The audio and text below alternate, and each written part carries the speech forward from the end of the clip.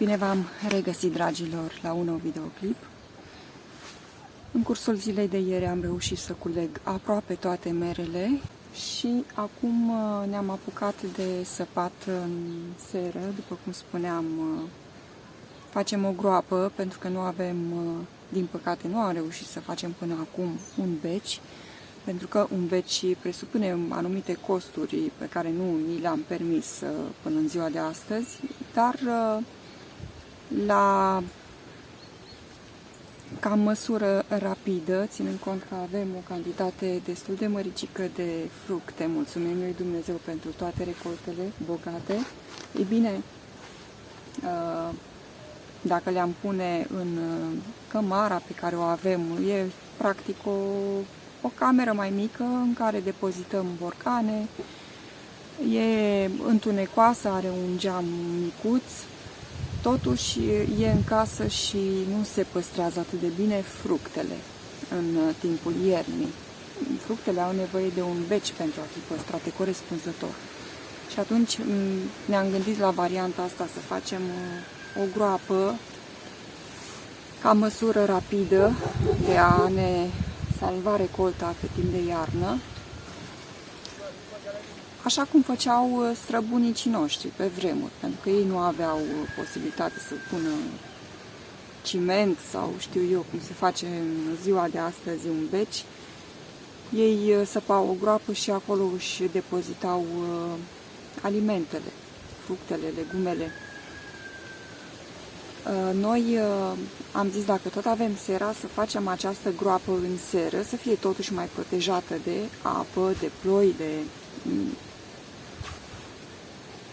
Și adâncimea, așa cum am spus, o facem la 1 metru și lungimea 2 metri, lățimea iarăși 1 metru și facem cu scări, astfel încât să avem posibilitatea să așezăm lăzile acolo. După care vom acoperi totul cu un placaj, ceva ca și capac. Asta este prima etapă.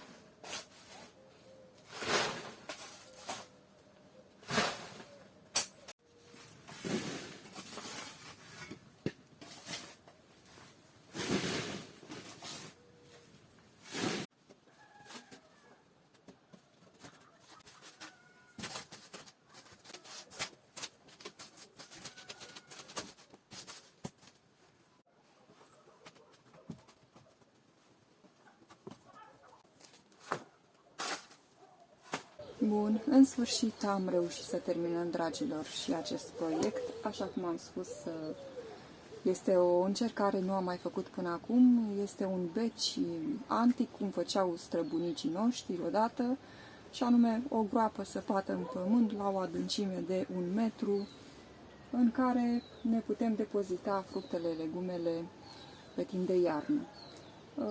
Avem lățimea de 1 metru, lungimea cu scări de 2 metri, adâncime 1 metru.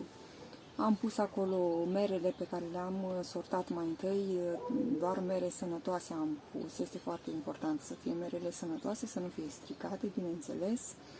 Lădițe una peste alta, după care am mai pus câteva borcane cu apă umplute pentru a se menține o anumită umiditate. Este important și acest aspect al umidității.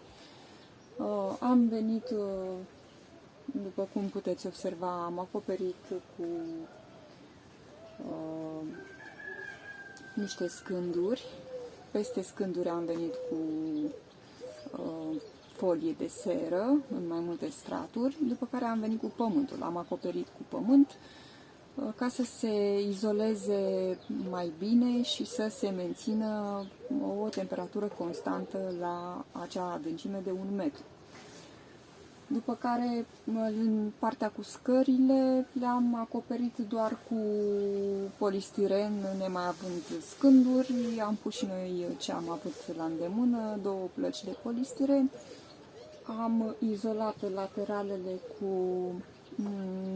niște bucăți care ne-au rămas nouă când am decupat țevile PVC, în care am plantat diverse legume, am pus ceapă, inițial am pus căpșuni, dar nu ne-a convenit cum s-au dezvoltat și am renunțat la ideea de a cultiva căpșuni, după cum am mai spus, și în trecut în țevi din acestea tuburi PVC. Și da, am plantat altele, în schimb salata, ceapa verde, sfecla roșie, țelina s-au dezvoltat foarte, foarte bine. Aceste bucăți ne-a rămas de atunci de când am decupat noi acele țevi.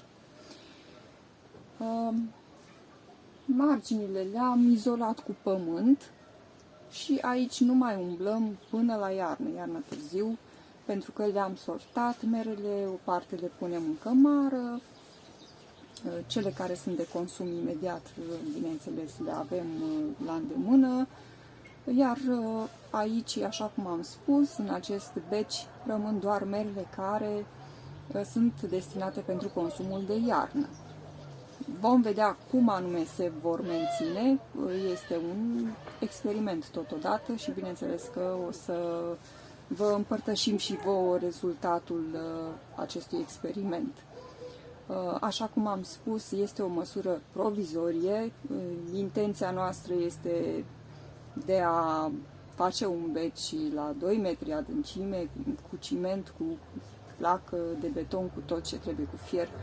Dar acest proiect necesită o investiție foarte mare și momentan, din păcate, nu vom reuși să ducem la bun sfârșit acel proiect.